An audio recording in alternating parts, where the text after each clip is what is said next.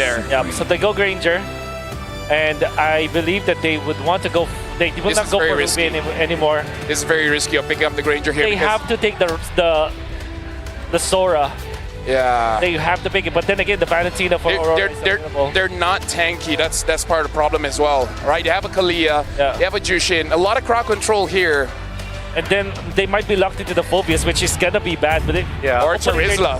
Hopefully they're not tempted to that. I think the best choice is the Sora or Alice for Alter Ego. Yeah, both seem pretty good to me. I think Alice in particular, I'm leaning more towards. I think it's over, boys. This is a rough one. A very rough one. Aurora, however, with that Sora, I think they will just go for a CC. Oh no, a CC would be. Hopefully, what we're seeing is just Caster Curse gives something to AE to win this one, because at this point, you need some Mirko, Trex, and Leo. One game away from denying all the allegations. One game away from silencing all the haters. One game away from scoring and putting a mark on this series. El Familia have all of their fans, the Alter Champs, shouting, hoping that hockey kicks in now. Hope is a fickle thing, though. Alter Ego Esports need to be able to pull this off with their own determination and skill at this point, and Aurora Gaming has just been so strong, have just been so clean from draft to execution. It's now or never. They've been lucky all throughout, has been the joke, but now they actually need a bit more luck. But they also need to fix everything. Have they fixed? Have they done enough in the draft? Because Wolf said it's over. Here's what's scary. For the first time in this 4-game series so far, Aurora Gaming actually have a favorable draft index. The numbers favor even them. Even the game's algorithm can tell that their draft performs much better.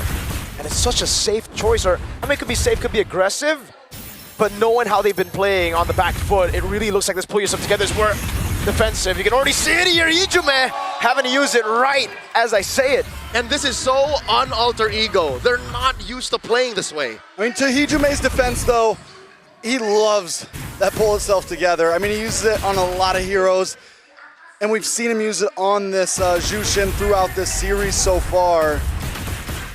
Up in the top side, Arfi, is he finally going to have a time to shine on this Granger? I wonder if he's going to go for an early Sky Piercer once again, or just take the normal build route. In addition to possibly Yasuke and Hijume in mid and in the jungle, Aurora Gaming might have countered and cornered Arfi into playing marksman, which, again, he's okay with, he's good at, but against Dominkite, he struggles with. Yep. You know, jumping onto Edward and pursuit constantly now onto a River Spider, already used up by Edward. Like to be picked up now by Alec and by Hijume, but it's going to be the flicker around us. Doming rotates to the gold lane. It's Nino caught in the midst of it all, still through the Phoenix, and Edward goes through it with Yue. Dominkai gets rid of Nino, and it's Aurora with 2 kills and the neutral objective. First turtle once again for the side of Aurora Gaming PH. 1,000 gold lead once again. Wolf was chewing our ears off for this fact. Gideon was tag teaming the fact that if you do not get the first turtle, Aurora Gaming have basically won half the match. So, how does Alter Ego Esports fix this? Number one, protect Yasuke at all costs. But to do that, you have to kind of put Alec on the back burner. You have to put Hijume in a weird position, which it's clear that maybe Hijume isn't playing as aggressive as he used to. It's almost, I mean, it's too late to protect Yasuke at all costs. He's already 0-1-0. He's already falling behind. He's 2 levels behind Demon Kite at this point. In my mind, Alter Ego, yeah, protect everyone. You need to just stop. You gotta slow it down. Maybe even give up the second turtle. Big Tsunami Slam. Oh, Light gets away with the Raging Sandstorm, and now Demon Kite goes through, brings Alec back. It's gonna be onto Light. He goes. Last few shots, almost taking him down. Light caught in the bad spot, but he can just heal back up. And Aurora don't lose anything. Hijume gets a little bit of nice chunk damage, but once again, it's still not enough. Alter Ego think they can take these fights when it's very clear to all of us that they can't. When Nino starts joining these big 5v5s, things might change. I'm looking at how his Infernal Pursuit might kind of compromise Light, even Dominkite, but if you remember that first turtle, Dominkite came in late. Dominkite made himself scarce up until the very last moment where Alec almost died. So it seems like even on a timing basis, even when it comes to execution, Aurora may have found the checkmate. You know, and to that point, Nino, we saw him on the Phobius earlier this series, and he did do amazing with those pursuits. We also heard the panel talking about how laning phase isn't as important. How well can you be an impact in these big fights? So it could almost be worth Nino leaving lane here and there to look for the plays and the Purify. Near the Phoenix, man, you can already see the tilt, the desperation. It's now Yazuki jumping with a Shocker Light! Sun's about to win! Survives it all! A double kill now, Ijume is able to get RPA kill, but it's Yue who rotates. Alter Ego are desperate at this point, grasping at straws, grasping at Ghost, as Aurora Gaming continues to elude. The last shot of the turret gets him down. RP gets one more. Dirty trades up top, and it's at this point where I can tell Alter Ego doesn't even care what the numbers look like as long as we get kills. That whole sequence up top with the turtle far removed down bottom, taken by Demon Guy with no contest. The former Onyx Prodigy roamer, Alec, formerly known as Owen, started it up, but I don't think he's ever faced a team as surgically precise as Aurora Gaming PH for his 2-year career. He's gone this far. He's played so many tournaments, countless times throughout the Indonesian amateur scene, all the way up to the world stage. I don't think he's ever faced a team like Aurora. Raging Sandstorm and even a flicker out from Edward. But RP gets away with a flicker, but again, I think it's worth it to trade flicker for flicker if you're on a Lapu versus a Granger. Very true. Luckily, RV did get 2 of those kills down there. The only 2 kills on the board did go into his hand. First item was the Hunter Strike. Second item was Sky Piercer. The one time that he trades it. And unfortunately, the stacks didn't come after the Piercer. So now Aurora Gaming are still up on timing. It's very unfortunate at this point. Luck is not on their side. The past 2 games, he's built Sky Piercer first, gotten no kills. This time he gets 2 kills and decides to build it second. I'd hate to say it, but their luck may have run out. And when it comes to the World Championship, you can't rely on luck. In comes Alec, looking for an engagement. Even he doesn't know if it's worth it. Dominkite pushing clean, and Nino pushing him back.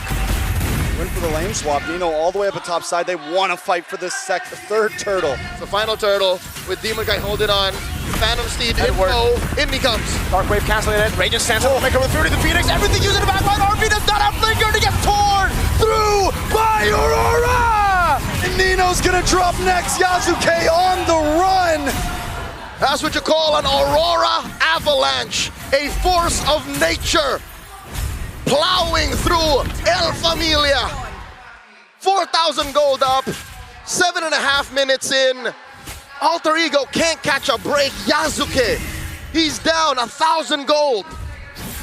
Alter Ego just walking into a brick wall, walking into the avalanche right now, thinking they can man it.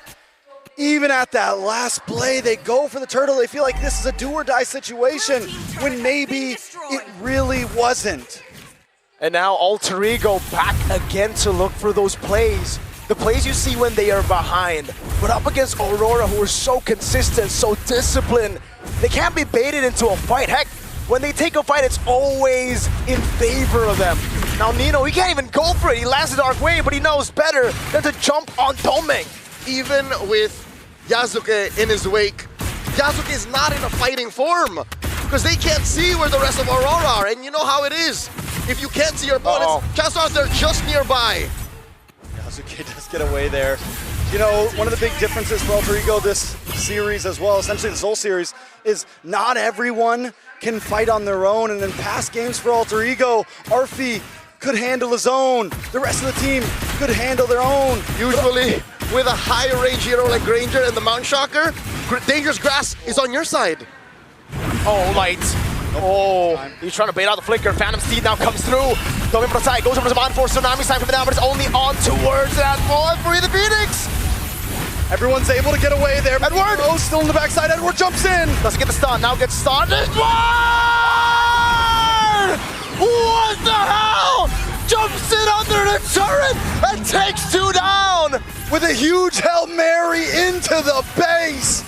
Edward was getting Arfi no matter what by the end of the day, and now they're gonna move on to the Lord. Alter Ego Esports is in no shape to contest. They can barely get out of their own base. The only things Aurora Gaming did not get out of Edward's trade was Hijume's flicker and the lives of him and his jungler.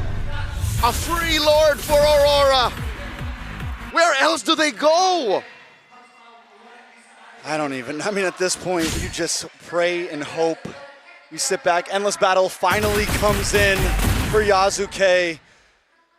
The ability to dive from Aurora Gaming, the ability to literally go under these towers and secure kills. That's why I say I don't know, because the odds are out there. Possible Hail Mary conceal play. This is a start, a conceal, but they don't have vision. They don't know where the rest of Aurora are. They're keeping themselves scarce to keep this huge lead. Here's the question, what do they do even if they found someone up there? What was the play? You're 7,000 gold behind. Can't kill anyone. Obvious. You're not going to be able to take anyone out on the opposite team. Just wait in your base. 3 years ago in this very arena, it was Sanford making that kind of play under tier 1. Edward does it under base turret. Aurora Gaming looking to break into the base. Holy Shield up top popped. Down goes the Lord. Alter Ego keep their inhibitors, but lose everything else. Alter Ego wants to stand a chance here. They need to stay put, stay split up. Reyes Sandstorm through the Phoenix, Arfi taken down by Demon Kite! Tsunami Slam, desperate from Alec. Edward jumps back away with the Raven's Fighter, and now Hijume is shining the light on them. Yasuke taking a lot of damage as well, it goes down! Alec standing tall, gonna be taken very low. Domain takes him down. Another mini wave coming in up top. Hijume is the only one left. He goes in against 4. And now it's Edward who walks up, throws the sword. Domain gets a double. They've wiped Alter Ego out. Nino coming up, Arfi as well. Nino, can he do it? He goes for it again. They go for the clear. Domain's on the base. Some Monforce coming in.